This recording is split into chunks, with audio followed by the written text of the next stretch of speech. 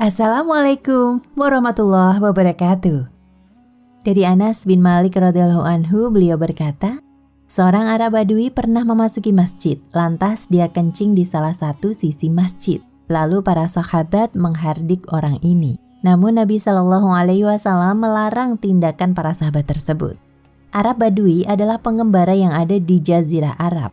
Sebagaimana pengembara lainnya, Badui berpindah dari satu tempat ke tempat lain sembari menggembalakan kambing. Badui merupakan salah satu dari asli Arab. Perawakan Badui yang khas menyebabkan dapat langsung dikenali. Perawakannya sebagaimana ditulis dalam buku-buku sejarah Arab, berperawakan tinggi dengan hidung mancung. Lain halnya dengan pendatang yang ada di Arab. Badui tetap mempertahankan budaya dan cara hidup mengembara. Itulah sedikit info mengenai Arab Badui. Orang Arab Badui memang terkenal sangat jauh dari ilmu agama alias jahil. Mereka sering bertingkah aneh. Namun karena tingkahnya inilah yang membuat para sahabat sering dapat ilmu baru. Sehingga sebagian mereka berharap-harap agar orang Badui ini selalu datang dan membuat ulah. Sehingga mereka bisa menggali ilmu dari sikap Nabi SAW terhadap orang Badui tersebut.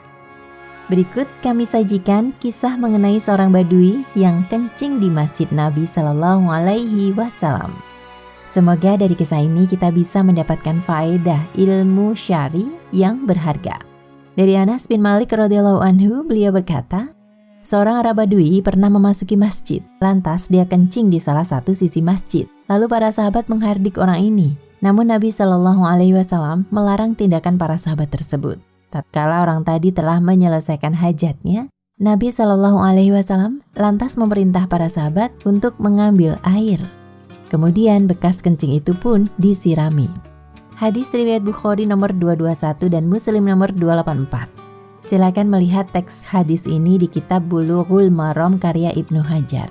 Berikut adalah pelajaran berharga yang disarikan dari penjelasan Syekh Muhammad bin Shalih Al-Utsaimin dalam Fatku Zil Jalali wal Ikram Syarh Bulughil Maram 1/117 hingga 120.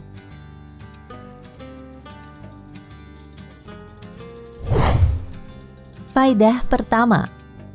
Hadis ini menunjukkan bahwa air kencing itu najis karena Nabi SAW memerintahkan para sahabat untuk membersihkan tanah atau lantai masjid yang terkena kencing tadi. Oleh karena itu, kencing dan kotoran yang keluar dari dalam tubuh manusia adalah najis. Namun, apakah semuanya najis, termasuk juga darah? Adapun darah manusia, terdapat perselisihan pendapat di kalangan ulama. Namun, yang lebih tepat, darah manusia tidaklah najis. Karena tidak ada dalil Al-Quran dan hadis yang menunjukkan najisnya hal ini. Oleh karena itu, kita kembalikan ke hukum asal, bahwa setiap benda adalah suci sampai kita menemukan dalil yang menyatakan bahwa benda tersebut najis. Namun mayoritas ulama tidak berpendapat demikian. Mereka menilai bahwa darah tetaplah najis, namun jika sedikit dimaafkan.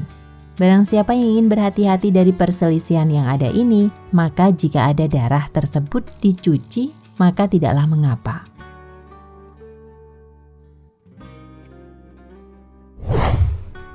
Faedah kedua, wajibnya membersihkan lantai masjid dari najis karena Nabi SAW memerintahkan para sahabat untuk menyiramkan air pada najis tersebut. Faedah ketiga, terdapat larangan kencing di masjid karena Nabi SAW tidak mengingkari pengingkaran para sahabat terhadap orang Badui tadi. Beliau SAW cuma melarang untuk tidak menghardiknya. Sehingga ini menunjukkan bahwa kencing di masjid terlarang.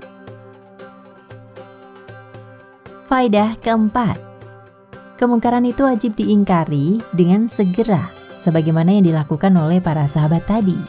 Namun jika mengakhirkan mengingkari kemungkaran adalah maslahat, maka itu lebih baik. Sebagaimana yang dilakukan oleh Nabi SAW. Beliau membiarkan Arab Badui tadi kencing di masjid karena memang di situ ada maslahat. Oleh karena itu, jika kita melihat seseorang berada di kubur Nabi SAW, kemudian dia menunjukkan doa pada beliau SAW, semacam dia mengatakan, "Ya Muhammad, berikanlah aku rezeki."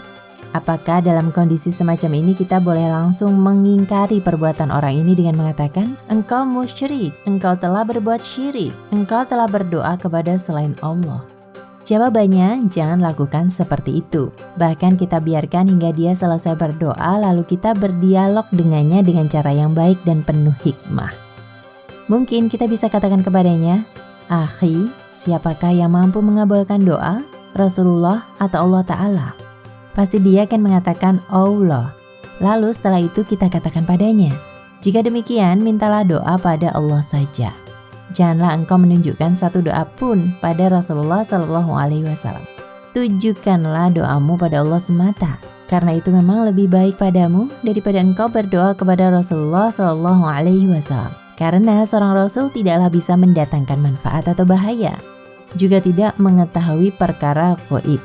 Jika orang ini sudah merasa jelas dengan penjelasan ini, barulah kita katakan bahwa yang dia lakukan adalah kesyirikan yang dapat menjadikan seseorang menjadi penghuni neraka. Inilah cara berdakwah yang bijak dan mudah diterima yang dicontohkan oleh Syekh Ibnu Utsaimin. Semoga Allah senantiasa merahmati beliau dan melapangkan kuburnya. Amin.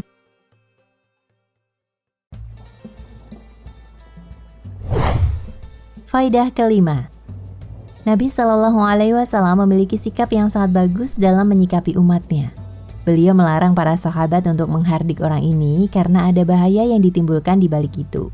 Di antara bahayanya adalah akan memudaratkan orang ini disebabkan kencing yang diperintahkan dihentikan seketika.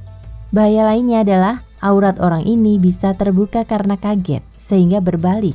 Kemudian para sahabat kemungkinan bisa melihat auratnya.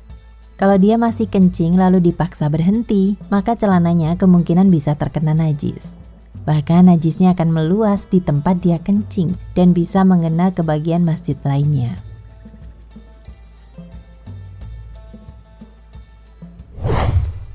Faidah keenam. Membersihkan najis yang ada di masjid haruslah dilakukan dengan segera. Oleh karena itu, Nabi SAW memerintahkan menggunakan air dalam hal ini. Namun sebenarnya jika kencing tadi dibiarkan begitu saja, maka dia akan hilang dengan sendirinya karena tertiup angin atau terkena terik matahari. Namun karena tujuannya ingin agar najis hilang dengan segera, maka digunakanlah air.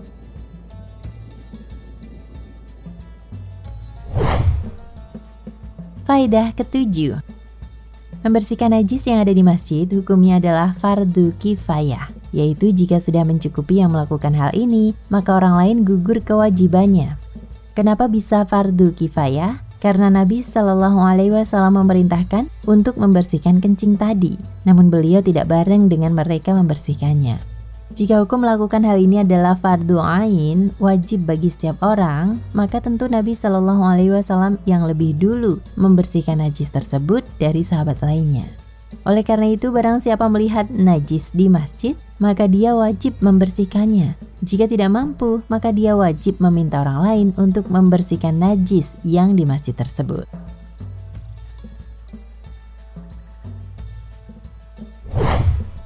Faidah ke-8. Dari hadis ini dapat kita simpulkan sebuah kaidah yang sudah masyhur di tengah-tengah para ulama, yaitu jika kemungkaran tidak dapat dihilangkan kecuali dengan kemungkaran lain yang lebih besar, maka kemungkaran ini tidak boleh diingkari. Ini adalah kaidah yang sudah sangat jelas.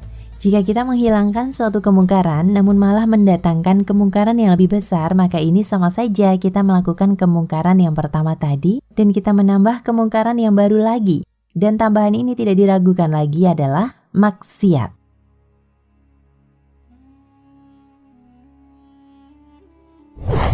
Faidah ke-9. Selayaknya bagi orang yang ingin melarang suatu kemungkaran, dia menjelaskan sebab kenapa dia melarang hal itu. Lihatlah Nabi SAW tatkala melarang orang Badui tadi. Beliau menjelaskan bahwa hal ini dilarang karena masjid adalah tempat yang tidak diperbolehkan terdapat kotoran dan najis. Masjid adalah tempat untuk berzikir kepada Allah dan melaksanakan sholat. Sehingga dengan demikian orang Badui yang sebelumnya belum tahu, akhirnya menjadi tahu.